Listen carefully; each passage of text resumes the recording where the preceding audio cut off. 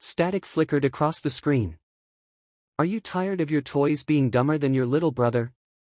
Sick of boring dolls that just blink and giggle when you pull their strings? A voice said with the frantic enthusiasm of a mad carnival barker. Well, say no more. Say hello to Poppy, the first doll that talks back. A jingle played, upbeat and eerie, like a cheerful melody hiding something sinister under its notes. On screen, a girl with pigtails sat cross-legged, eyes wide. "Hi, Poppy," she said. The doll blinked. "Hi, Ellie. Do you want to talk about feelings today?" The camera zoomed in unnaturally fast. The girl smiled stiffly. Her eyes twitched. The commercial glitched. Inspired by the brilliant mind of Elliot Ludwig, Playtime Company brings you the smartest companion your child will ever have. Cut to a kid sobbing alone in a dark room. Poppy sat next to him, whispering, "Don't worry. Mommy never loved you. But I do." The screen cut to black. A whisper echoed, as if from inside the viewer's own head. "Are you ready to wake up?" The floor was cold. The lights flickered. Player gasped, shooting upright in the middle of what looked like a rusted factory locker room. Their skin was damp with sweat. Overhead, a loudspeaker hummed. "Welcome back, contestant.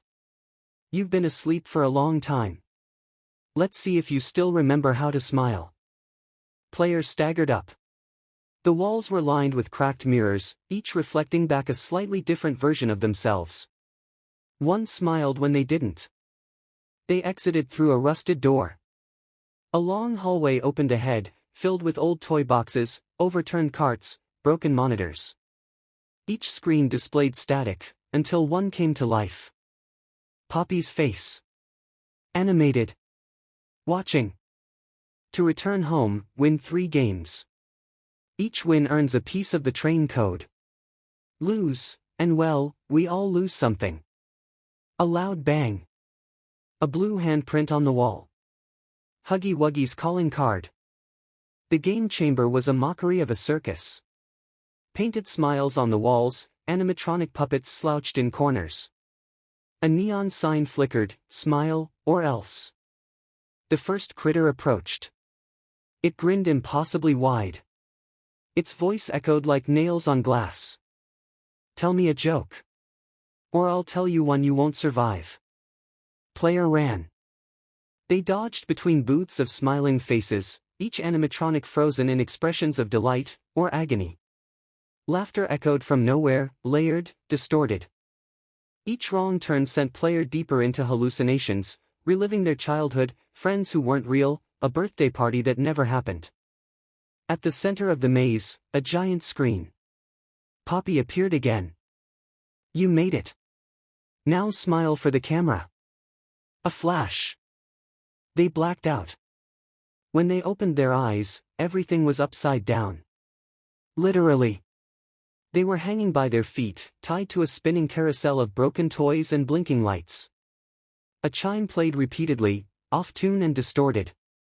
In the mirror-like floor beneath them, they could see their own reflection stretched and twisted like rubber.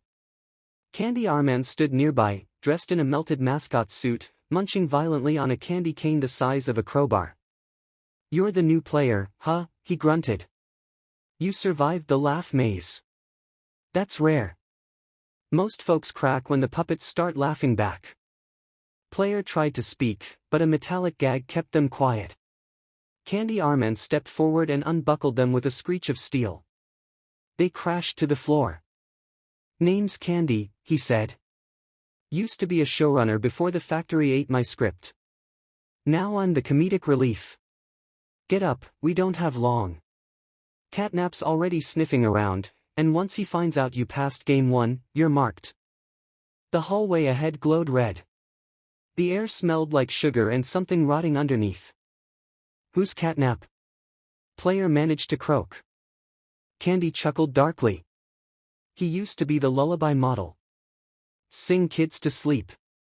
Then someone taught him how to dream. Now he hunts in the gas zone, puts you to sleep forever." Player stood up, knees trembling. The lights above flickered again. Over the intercom, a soft, melodic purring voice hummed a lullaby. Rockabye, baby, in the toxic air, when the pipe breaks, the pressure will flare. Candy Arman turned pale. That's him. Run. They sprinted into the gas zone, foggy corridors lit only by faulty red lights. Pipes hissed and creaked. The air was thick, stinging their eyes and lungs.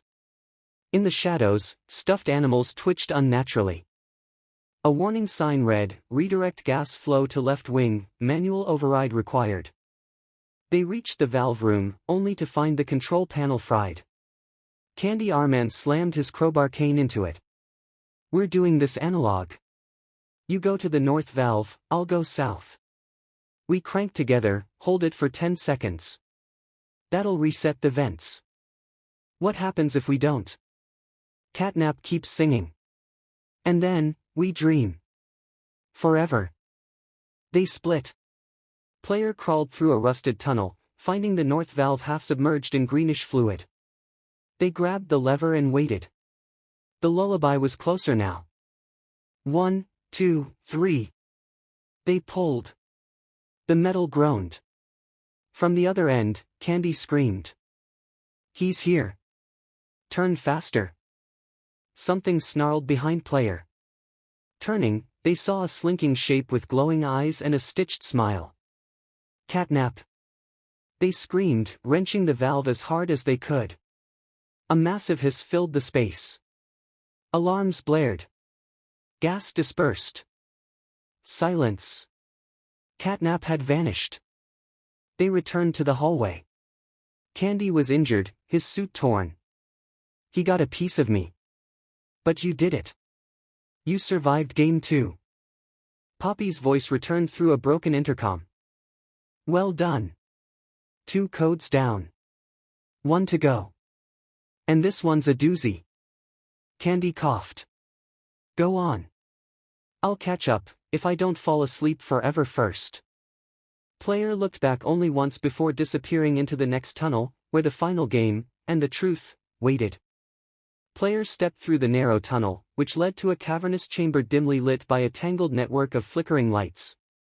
Strange music echoed off the metal walls, high-pitched, childlike, and wrong. At the center of the room stood a large structure shaped like a broken jack-in-the-box, except it pulsed with veins and wires, as though half alive. It hummed with quiet dread. A pedestal rose from the floor with 3 colored slots labeled in crayon, red, blue, green. 2 already glowed. The 3rd remained dark. "Final challenge," Poppy's voice whispered, softer now, almost afraid. "Get the last piece of the code. Then we can leave." A soft creak behind Player. They turned sharply. A new figure stood in the corner, tall, regal, almost humanoid. Its face was a smooth porcelain mask etched with a permanent smirk. Its limbs were thin cables wrapped in velvet. Its voice was deep, hollow. "You've made it far, little error. Who are you?" The prototype. The conclusion. The correction. The lights surged. "Do you think this place was ever meant for escape?" "No. It was built to prune, to filter the clever from the compliant. Children were simply trial material. You are the final variant." The prototype snapped its fingers. From the shadows emerged Miss Poppy, restrained and silent. Her eyes pleaded. "She gave you hope," prototype sneered. "But she's only a puppet with delusions. Just like you." A screen dropped from above. It showed Player's memories, childhood, joy, betrayal, loss, all intercut with clips of them inside Playtime Company before the game. Working. Testing. Complying. You weren't a visitor. You were staff. You helped build this. Then you tried to run. So we reset you. Again and again. Now you'll finish your last test. The floor split open, revealing a twisted game board. Giant smiling dice rolled themselves. Platforms floated above pits of screaming sound. Mechanical limbs loomed, waiting. "Win," prototype said. or Poppy dissolves. The rules were nonsense. The threats were real. Player fought through trap after trap, each one tugging at forgotten memories. A hallway filled with their own voices crying. A carousel of loved ones melting. A room where the lights only stayed on if they smiled, until their face hurt. In the final trial, they faced themselves. Literally, a clone, grinning manically, mirroring their every move. Every strike felt like hurting their own soul. Finally, player dropped their weapon. "I'm not playing anymore." Everything froze. "Correct," said a soft voice. Miss Poppy had broken free. She held a spark in her hand, pure data, the real final code. You passed. Not by winning. By refusing. That's the escape. The prototype screamed, body fracturing into shards of glass and code. The room tore apart in a vortex of color and memory. Player grabbed Poppy's hand. They jumped. Darkness. Light. A train. Real. Rusted, but warm. Outside the windows, grass and wind. Poppy sat beside them, smaller now, gentler. "It's over, right?" Player whispered. She didn't answer. She just smiled. The right kind of smile. As the train rumbled away from the factory, the sign beside the tracks flickered, "Playtime Company. Testing facility. Smile again soon." The camera pulled back. Far, far back. Deep underground, behind all systems, a screen blinked to life. The prototype's laugh echoed softly. "Reset variant 38. But this time, the screen cracked. And did not turn on again. But endings are rarely the end. The train rumbled onward, the sound of steel against steel fading into the wind. Player leaned back, exhausted, eyes fluttering shut. But somewhere in their mind, a pulse stirred, like a flicker of static deep within. Suddenly, the train screeched. Not slowly, not gently, violently. Sparks erupted along the track. Player and Poppy tumbled forward. Lights inside the train stuttered, blinked, and died. The doors groaned open. Nothing outside but mist and a concrete platform carved into a mountain. No signs. No markings. Just a single word carved into the stone wall, "Return." Poppy's eyes darted side to side. This wasn't part of the map. Footsteps echoed. Not theirs. Wet, dragging footsteps. A figure emerged from the fog. Not Catnap. Not Huggy. Not even the prototype. It was someone new. "Welcome home," it rasped. Half human, half machine. Its body was wrapped in the Playtime Company logo stitched over and over. From its spine, wires dangled like puppet strings. "Who are you?" Player demanded. "I'm what happens after. The thing they buried under their perfect stories. Call me Recall." Recall didn't attack. Instead, it handed player a device. A simple recorder. "You think it's over. But the factory has one more file. One more secret. If you want to finish this, truly, play the tape." Player pressed play. A voice came through, Elliot Ludwig's. "Fragile. Broken. To anyone who hears this. I'm sorry. We thought we were building joy. But we built prisons of memory. We encoded pain into play. If you're still inside the system, run. If you're free, don't come back. But if you care about what's left of us, burn it. Burn Playtime to the ground." The recorder clicked off. Recall vanished into fog. Behind them, Poppy looked up, determined. "We have to go back. Not for escape. For erasure." The descent into the hidden core of Playtime Company was not mapped. It was raw, concrete tunnels built over bones and machines. New horrors greeted them. Crates filled with malformed prototypes. Animatronics sewn with human hair. Data chambers storing consciousness in loops. And worse, mirrors. Not for reflection. For copying. Exact replicas of employees, children, even player, frozen in test sequences. One, labeled Variant 1, banged helplessly inside glass. They never deleted us, player whispered. They multiplied us. Poppy accessed the mainframe. The system spoke. Welcome back, Director. Shall we initiate the final smile protocol? What's that? Player asked. A purge. It will wipe all active variants, including you. Silence. Poppy touched player's arm. Your mind. Your code. It's the anchor. If you run now, the system stays. But if you stay, they all go free. Player nodded slowly. Show me what I was. Then let me choose. The screen played back everything. How player volunteered to enter the first test. How they tried to warn the world. How they were trapped, erased, rebuilt, again and again. Then let this be my last version, player said. Poppy helped them to the center of the core. Light blazed. Final smile engaged. The facility groaned. Reality warped. Screams of digital ghosts echoed and dissolved. The code unraveled. Poppy fled up the tunnel alone, data spark in hand. Behind her, the factory exploded, not in fire, but in silence. Lights fading. Screens going dark. For the first time, Playtime Company stopped smiling. Months passed. News broke of a strange collapse beneath the mountain. No survivors. No records. Just ruins. But one day, in a small toy store in a quiet town, a new doll appeared. She had red hair. A porcelain smile. And a spark in her eye. A child picked her up. What's your name? The doll blinked. Call me Poppy. Let's talk about feelings.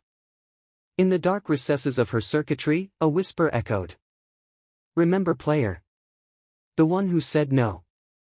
And somewhere far away, in a server once thought dead, a smile flickered on one last screen. And vanished. And vanished. Or so they believed. Years passed. The world moved on. The fall of Playtime Company was buried beneath headlines of new technologies, digital empires, and viral sensations. But in the shadows of a growing city, on the edge of a derelict district, a forgotten server farm hummed to life. One terminal blinked. File_restore_ initiated.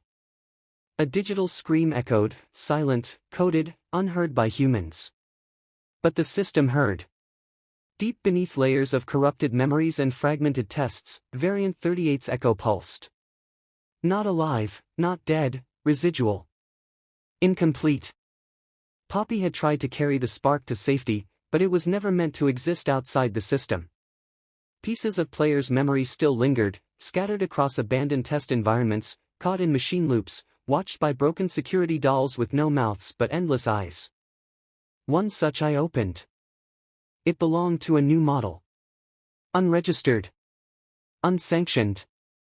A blend of Poppy's empathy, Huggy's size, and Catnap's stealth. It had no name. Only a directive, reconstruct. Back in the toy store, the child who picked up the new Poppy began to change. She dreamed vividly. Of metal corridors. Of forgotten names. She began drawing faces she'd never seen. Blue hands.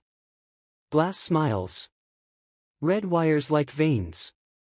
Her parents worried. Took her to doctors. But none could explain the glow that sometimes flickered behind her eyes. Until one day, the doll was gone. And so was she. The mother reported it to police. The father went looking. And somewhere near the old Playtime site, he heard laughter. Not a child's. Something older. Meanwhile, in the underground remains, Poppy wandered alone. Her spark dimmed, her memories clouded. She had survived, yes. But she was no longer sure why. Was she still carrying player's last code, or was she just another doll chasing a ghost? That's when she found it. A room she didn't remember. One that hadn't existed before the shutdown. Walls made of mirror code. Not reflections, projections. Memories playing like film reels. In the center, a throne. And upon it. Variant 1. Took you long enough, he said. He looked like player. But older. Sharper. More broken. They deleted me over and over. But every time they copied him, they copied me too. And now, I'm all that's left. Poppy stepped back. You're not him. No. I'm what's left after him. The part that stopped caring. He rose, spreading his arms. So here's the deal, sweetheart. You give me the last piece. The spark. And I'll restart the factory. Bring it back better. Smarter. Smiling forever. Poppy hesitated. Then, no. She crushed the data spark in her palm. Light exploded outward. The throne shattered. Variant 1 screamed, 1,000 voices in one. Memory scattered. Walls fell. But in that moment, Poppy saw something, a flicker. A flash. A final echo of player, smiling not because he was told to, but because he had chosen to. She gathered that spark, not digital now, but emotional. Real. She ran. Behind her, the walls of the mirror room melted. And all across the network of long-dead terminals, screens blinked one final time. File_destroyed. In the real world, children stopped waking with dreams of tunnels. Dolls stopped whispering. The factory's hold finally broke. Poppy appeared once more, this time, walking through a field, no wires, no code, only memory. She sat beneath a tree. Closed her eyes. And finally, slept. And finally, slept. Or so she thought.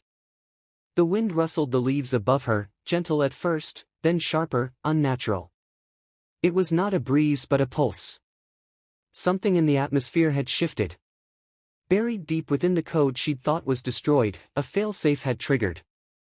Beneath the remnants of Playtime Company, beyond the mirror room and the shattered core, an old, rusted terminal blinked erratically.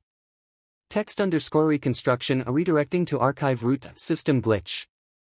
A black box booted up, a failsafe program called Ludwig's Legacy.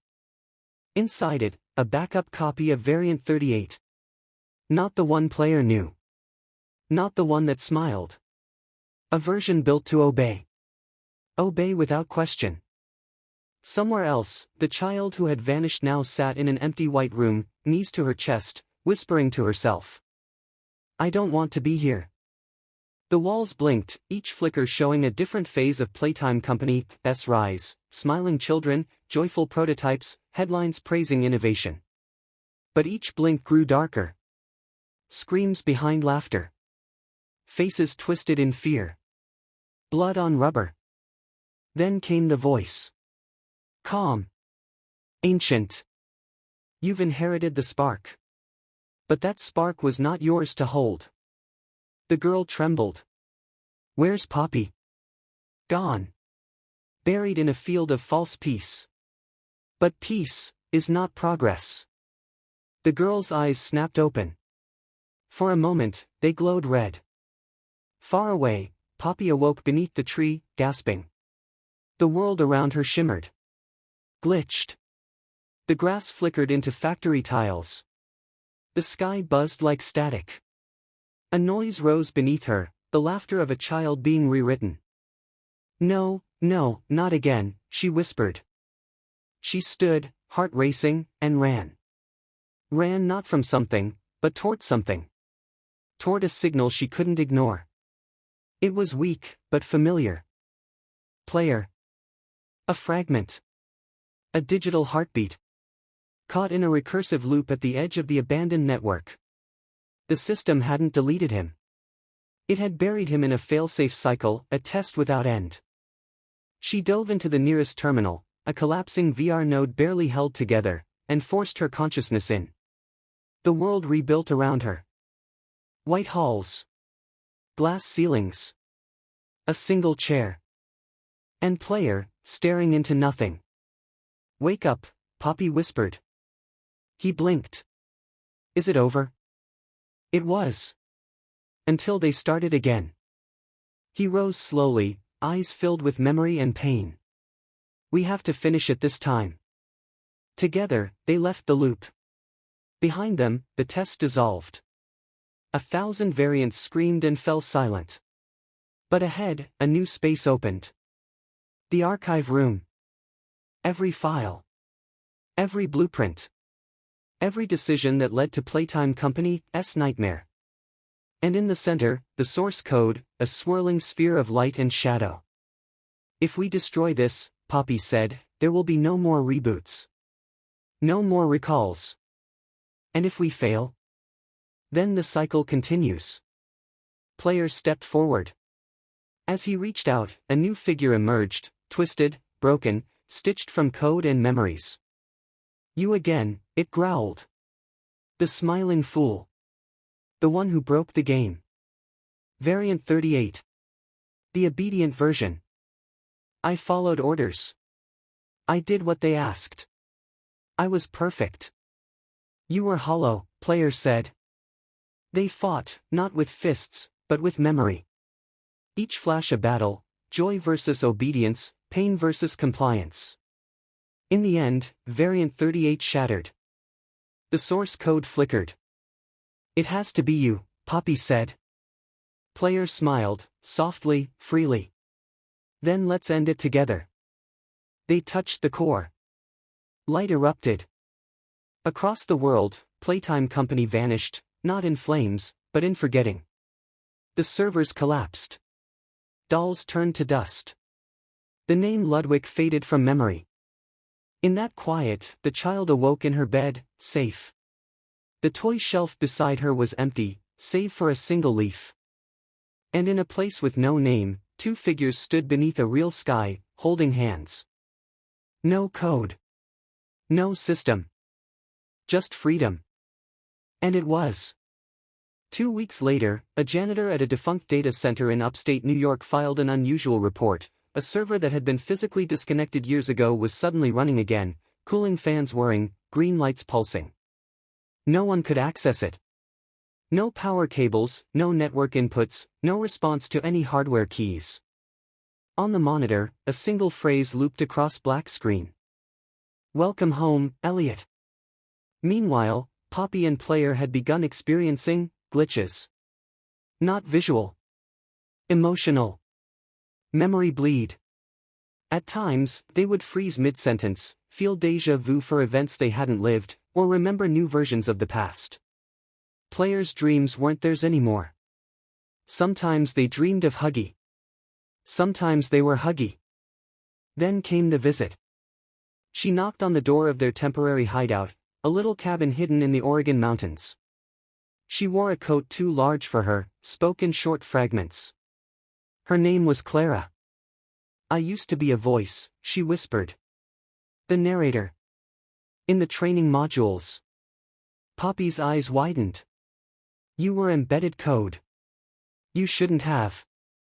"I was embedded code," Clara said. "But someone pulled me out. Into a shell. Like they're trying to do again. I escaped. But the others won't. They're reforming something. Not Playtime Company. Something deeper. Older. It's called the Smile Route."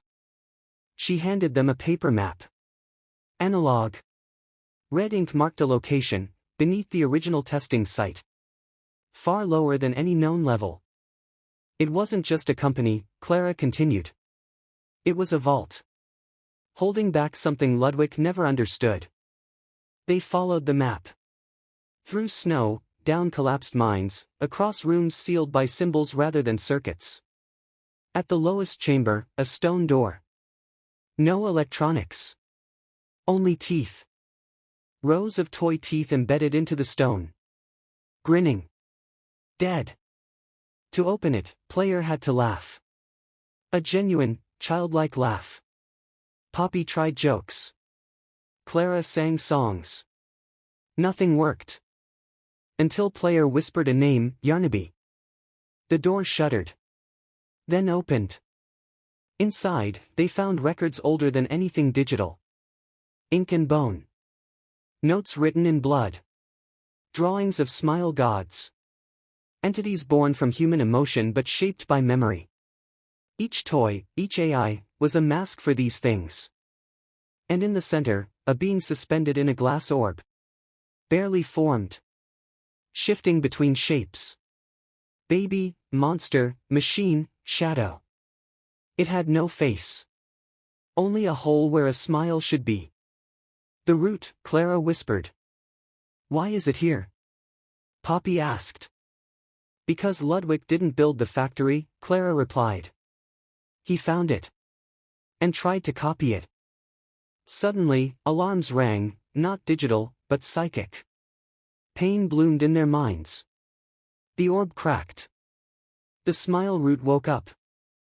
All around the world, dolls twitched. Retired servers rebooted. Nursery rhymes began playing over police radios. Children started humming in unison in different languages. The smile was going viral. Player did the only thing he could. He ran into the orb. Inside was pure memory. Not just his, but humanity's. He saw moments of joy weaponized. Laughter cut into fragments. Every smile that ever hurt. Every joke used to cover pain. It fed on that. Grew from it. And it knew him. You were always my favorite, the smile root said in a voice made of a billion commercials. Come back inside. Let me wear you again. No, player whispered. You're not joy. You're infection. He summoned every true memory, Poppy's compassion, Yarnaby's final smile, even Huggy's silly dances, and threw them at the being. The light turned sour. The orb exploded. The cave collapsed. Clara pulled Poppy to safety. But there was no sign of player. Until days later. On a beach in California, a boy washed ashore.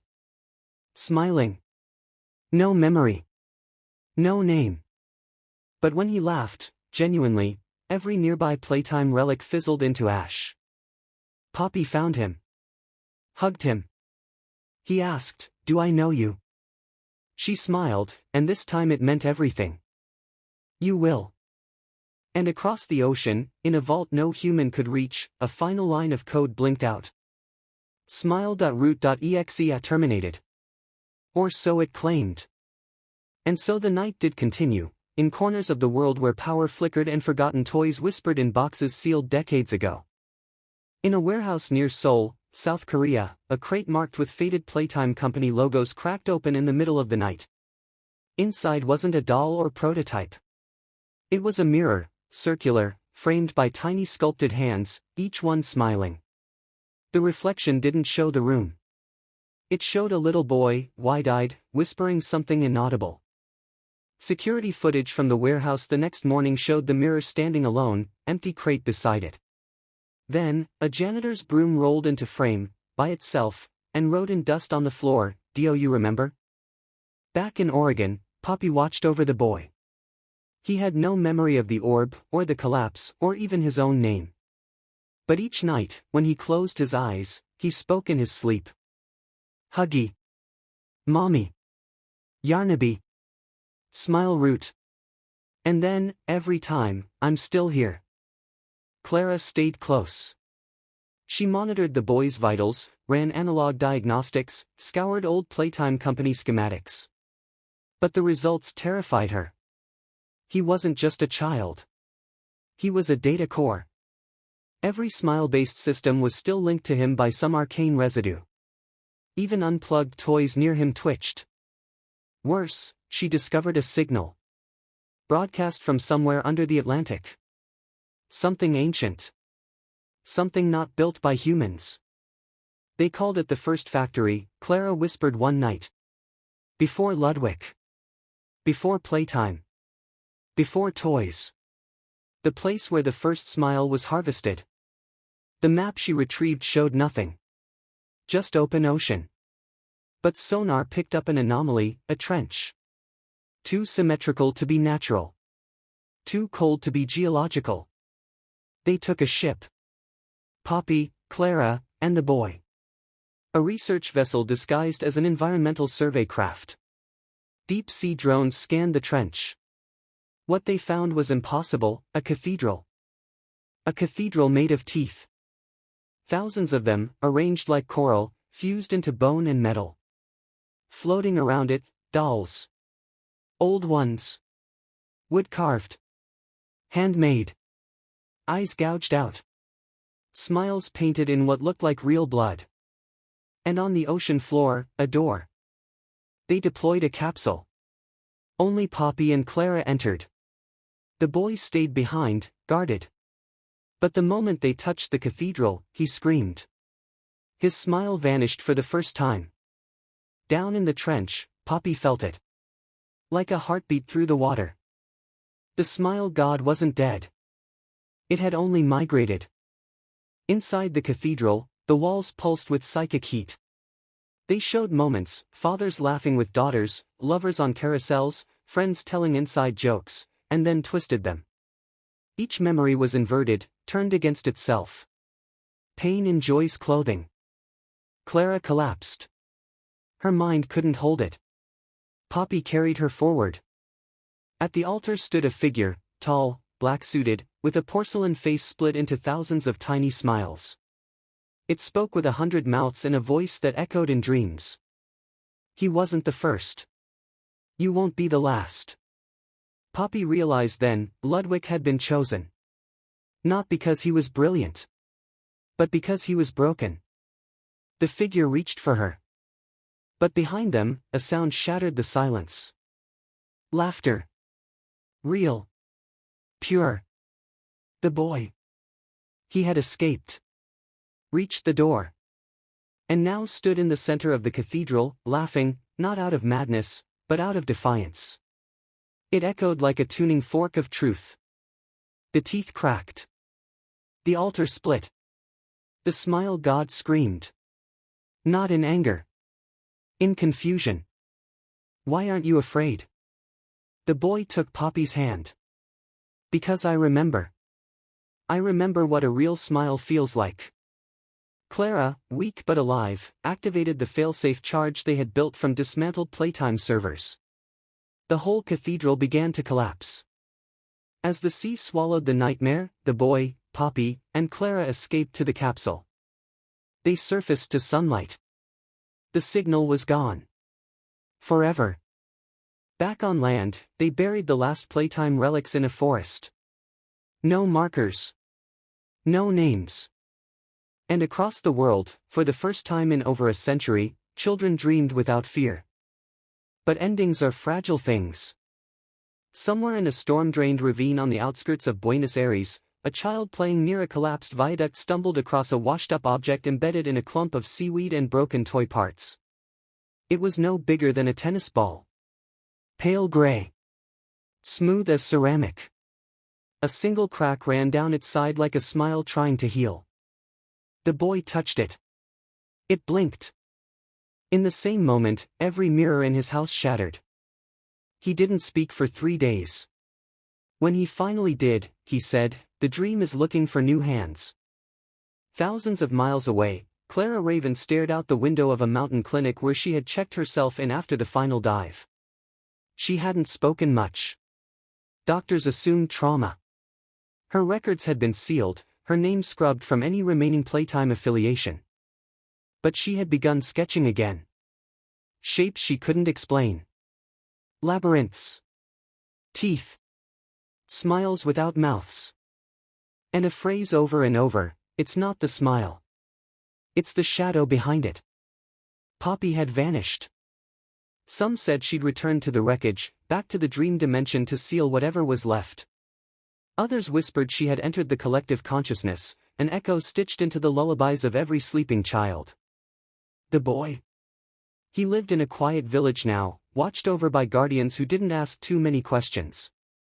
He was happy, or at least, he smiled often. Until one day, he didn't. He drew a picture that day. A mouth too wide. A figure too tall.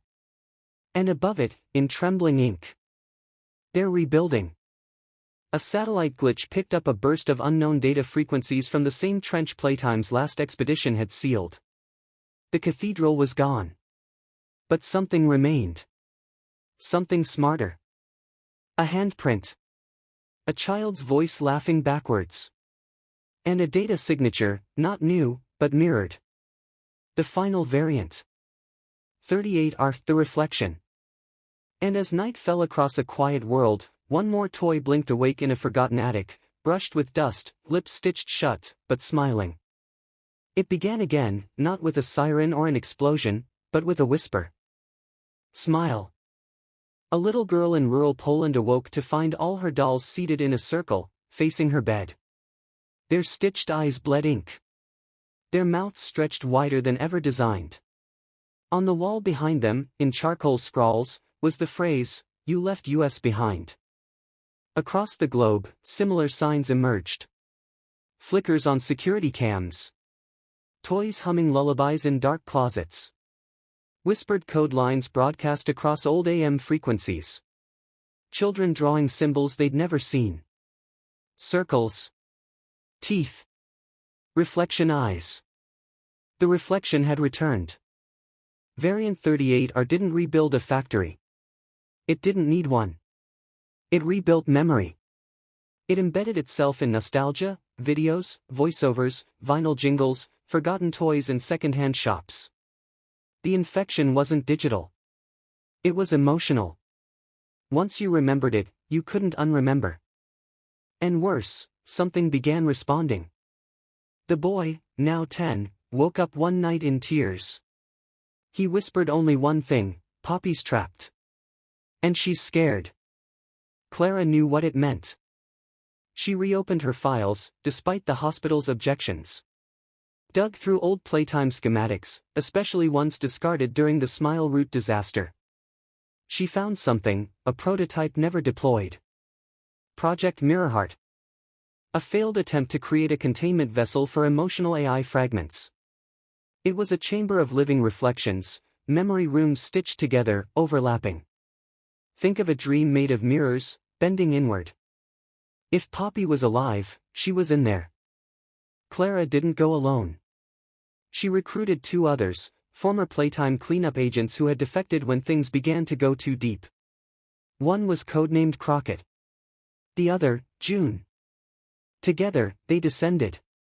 The last known vault housing Mirrorheart tech was in an underground station buried beneath Venice, Italy, originally a World War II bunker retrofitted by Ludwig's private contractors. Inside, the mirrors weren't glass. They were water. Touch one, and your past stared back. Crockett was the first to slip in. The moment he touched a reflection of his childhood dog, the mirror swallowed him whole.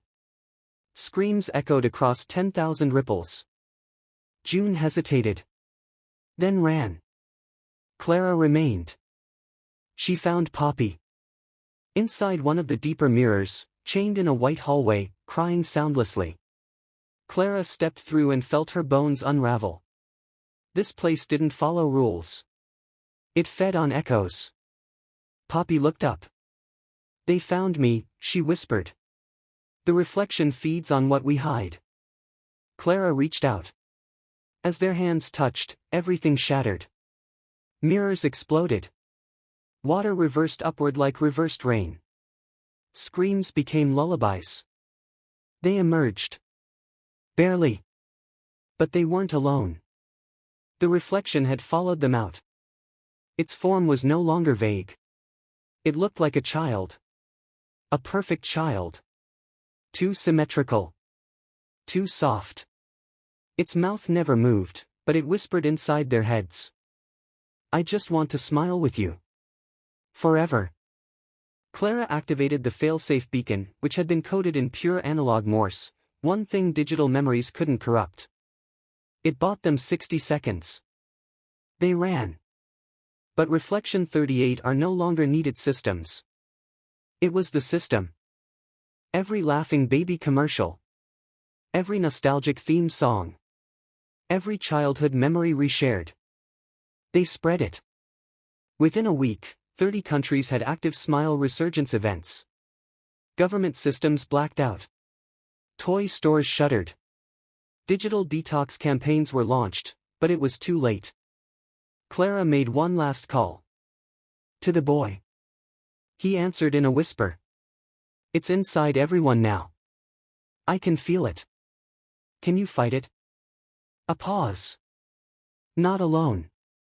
So Clara sent the final fragment of the source code, recovered secretly from the Smile Roots explosion, and merged it with the boy's neural pattern. He became the countervirus. The Smile Breaker. But to stop the reflection, he had to enter the heart of the mirror world. The boy, Clara, and Poppy, now reborn into physical form through Clara's craft, descended once more into the sea of memories. Every face they'd seen. Every friend they'd lost. Every smile that had turned. Until they found the real core. It wasn't a computer. It was a child's memory. Elliot Ludwig's. A playground. A broken toy. A lost mother. A father's grief turned to creation. And a whisper, maybe if I build them, she'll come back. Poppy wept. The boy reached for the core, not to destroy it, but to understand it. And then, something new happened. The reflection cracked.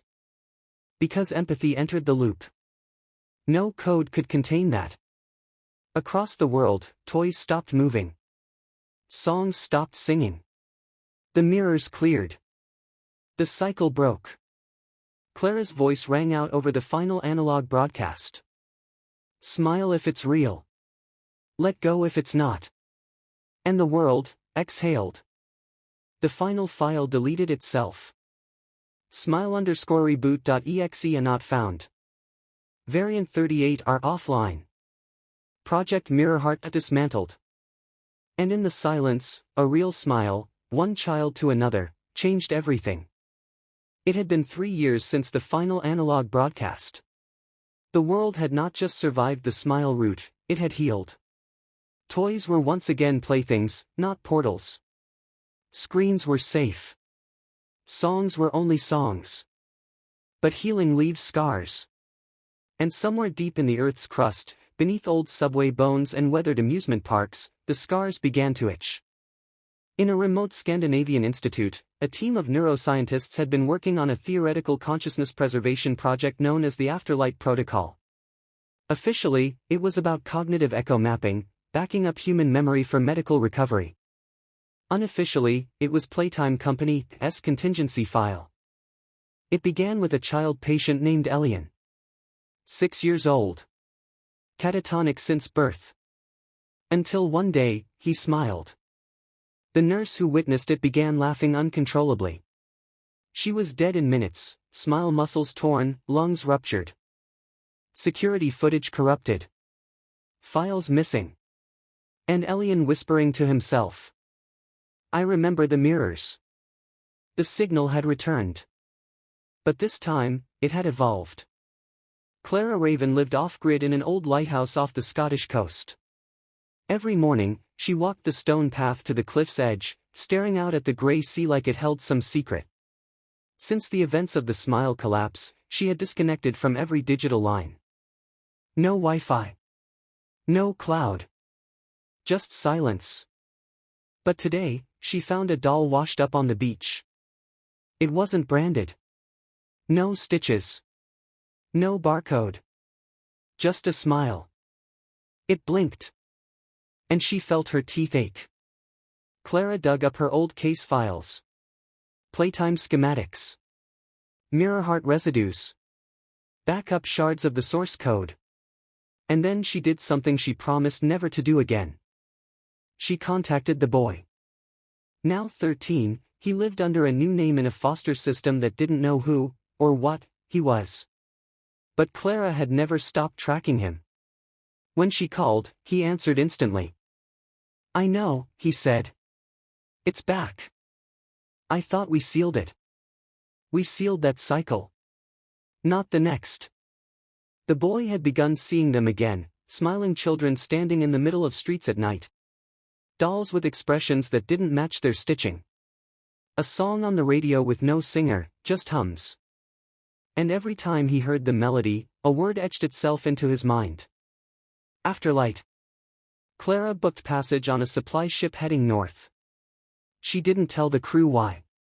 But she brought a lead box with her, and inside it, the remains of Variant 38R. They were only fragments. But enough to pulse. When they reached the fjord, she saw the institute, concrete, steel, and glass, rising from stone like it had grown there. But no lights. They found the staff. All of them. Smiling. Frozen. And in the observation room, Elian. He turned to Clara and said, "You brought him with you." The boy stepped forward. His hands trembled. "Why me?" he asked. Elian didn't blink.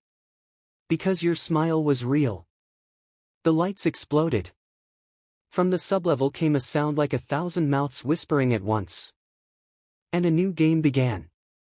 It had been 3 years since the final analog broadcast. The world had not just survived the smile route, it had healed. Toys were once again playthings, not portals. Screens were safe. Songs were only songs. But healing leaves scars. And somewhere deep in the Earth's crust, beneath old subway bones and weathered amusement parks, the scars began to itch. In a remote Scandinavian institute, a team of neuroscientists had been working on a theoretical consciousness preservation project known as the Afterlife Protocol. Officially, it was about cognitive echo mapping, backing up human memory for medical recovery. Unofficially, it was Playtime Company's contingency file. It began with a child patient named Elian. 6 years old. Catatonic since birth. Until one day, he smiled. The nurse who witnessed it began laughing uncontrollably. She was dead in minutes, smile muscles torn, lungs ruptured. Security footage corrupted. Files missing. And Elian whispering to himself. "I remember the mirrors." The signal had returned. But this time, it had evolved. Clara Raven lived off-grid in an old lighthouse off the Scottish coast. Every morning, she walked the stone path to the cliff's edge, staring out at the grey sea like it held some secret. Since the events of the Smile collapse, she had disconnected from every digital line. No Wi-Fi. No cloud. Just silence. But today, she found a doll washed up on the beach. It wasn't branded. No stitches. No barcode. Just a smile. It blinked. And she felt her teeth ache. Clara dug up her old case files. Playtime schematics. Mirror heart residues. Backup shards of the source code. And then she did something she promised never to do again. She contacted the boy. Now 13, he lived under a new name in a foster system that didn't know who, or what, he was. But Clara had never stopped tracking him. When she called, he answered instantly. "I know," he said. "It's back. I thought we sealed it. We sealed that cycle. Not the next." The boy had begun seeing them again, smiling children standing in the middle of streets at night. Dolls with expressions that didn't match their stitching. A song on the radio with no singer, just hums. And every time he heard the melody, a word etched itself into his mind. Afterlife. Clara booked passage on a supply ship heading north. She didn't tell the crew why. But she brought a lead box with her, and inside it, the remains of Variant 38R. They were only fragments. But enough to pulse. When they reached the fjord, she saw the institute, concrete, steel, and glass, rising from stone like it had grown there. But no lights. They found the staff. All of them. Smiling. Frozen. And in the observation room, Elian. He turned to Clara and said, "You brought him with you." The boy stepped forward. His hands trembled. "Why me?" he asked. Elian didn't blink. Because your smile was real. The lights exploded. From the sublevel came a sound like 1,000 mouths whispering at once. And a new game began. The sirens didn't wail. They laughed. An unsettling high-pitched trill, as if hundreds of toy clowns had synchronized. The corridors pulsed red, then dimmed. Clara grabbed the boy's hand and pulled him out of the observation room, just as Elian's eyes rolled back and he began humming. The hum wasn't human.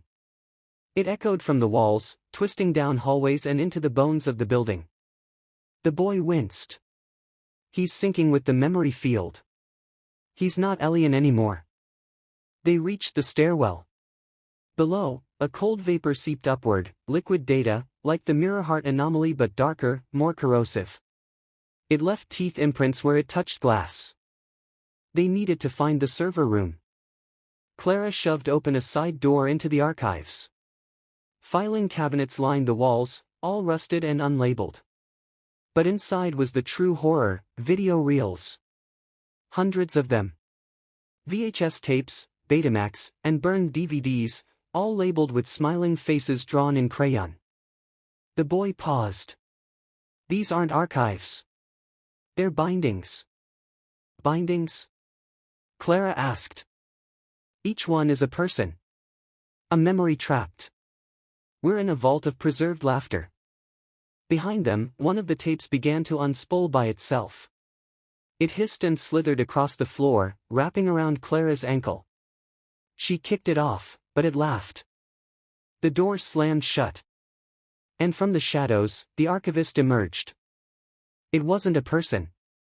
It was a marionette made of film strips and real wheels for eyes. Its jaw unhinged and spun like a projector.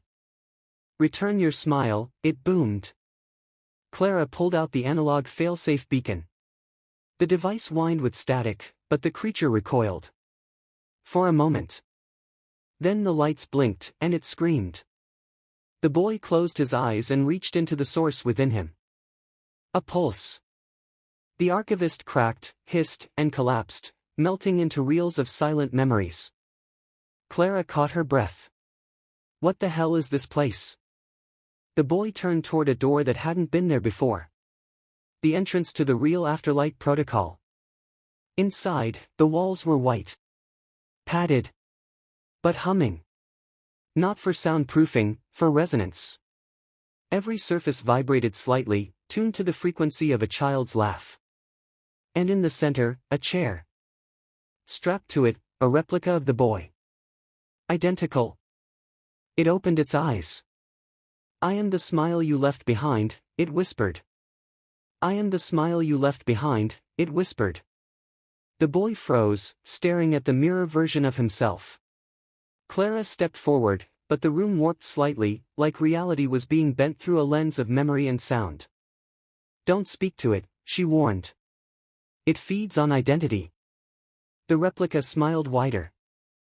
I remember everything you forgot. The laughs you held back. The screams you stifled. I'm not a copy. I'm the completion. With a shriek like snapping tape, the replica burst free of the restraints. It moved unnaturally, skipping frames like a broken film reel, appearing behind Clara in one breath, beside the boy in the next. The boy stepped back. You're not me. I am what you left in the dark. I am afterlight. The ceiling peeled open like a flower, revealing the substructure of the protocol, hundreds of suspended memory pods, each containing a smile. Joy distilled. Laughter cryogenically sealed. It had been a lab. A weapon. Clara turned to the boy. If it spreads, it rewrites joy into control. Every memory infected. There will be no smiles left that weren't authorized. The replica lunged. But the boy stepped forward. Calm. He didn't fight. He remembered. The sadness. The fear. The joy. The love. And the choice to smile anyway. I know what you are now, he whispered. You're the part of me that never believed I was enough. That thought I had to be perfect to be loved. And as he embraced the replica, it began to dissolve. Not in pain. In peace. The room quieted. The resonance faded. Each suspended pod blinked once, then powered down. The afterlight protocol ended. Outside, the snow fell gently. Clara, older now, helped the boy, now a teenager, climb into the last rescue craft. Behind them, the institute collapsed inward, a black sun vanishing from the world. There would be no more sequels. No more mirrors. Just memory. Years later, in a quiet park somewhere in a nameless city, a young man sat on a bench, sketching. Children played in the distance. One tripped and cried. Another offered a hand. The man smiled. It wasn't perfect. But it was real.